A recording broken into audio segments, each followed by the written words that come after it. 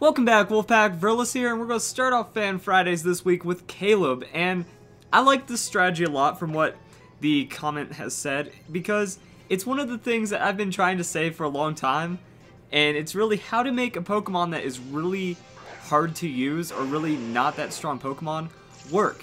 And that the simple answer is Baton Pass. You just Baton Pass a ton of steroided, boosted moves into one of your favorite Pokemon, and it really doesn't matter how weak they are, and they can really come through and become incredibly strong.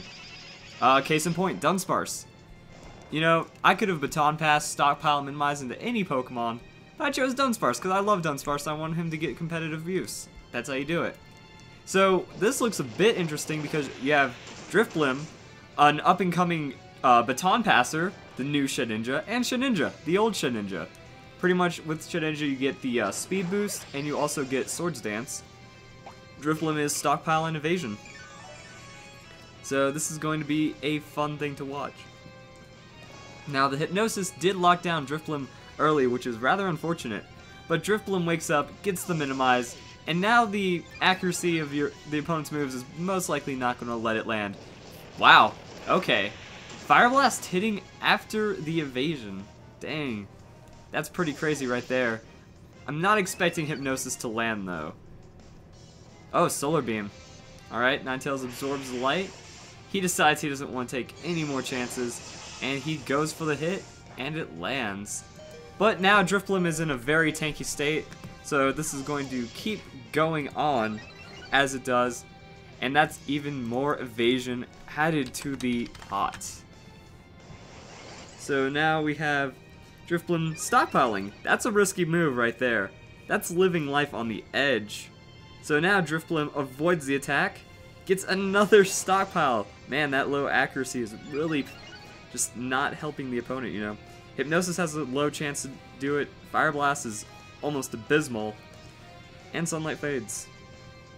So the opponent decides that Ninetales is not going to cut it and brings out Gengar. Uh-oh, this could get interesting. So now one more stockpile against the Gengar, just taunting him. Oh man, that's crazy. It's like, hey Mega Gengar, you think you're so OP? I'm hanging at 20 health. Now I'm stronger. Oh man, that is a brutal taunt right there. Drifblim goes with the Baton Pass because of that Unburden being faster than Gengar. That's crazy right there. So now here comes the next part in the chain. Shedinja, give Marokwak some speed. Not bad. You know, that's a pretty strong hit on the Ninjask.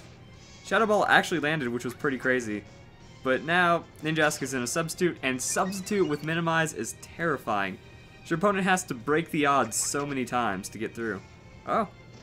And he goes for the X-Scissor to try to hurt Gengar, which did pretty much nothing.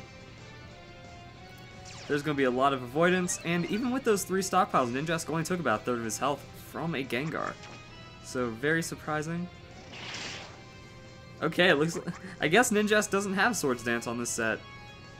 I really want to see what's going on here. You know, Speed Boost is going through, sure, but that's one of the key things to a Ninjask. Even if you're using Swords Dance, you can hit harder with X-Scissor. So, alrighty then. Now we have Marokwak. Marokwak, this is what I mean. Now Marokwak has tons of speed. Huge defenses. It can probably hold the thick club or the thick bone. Belly Drum.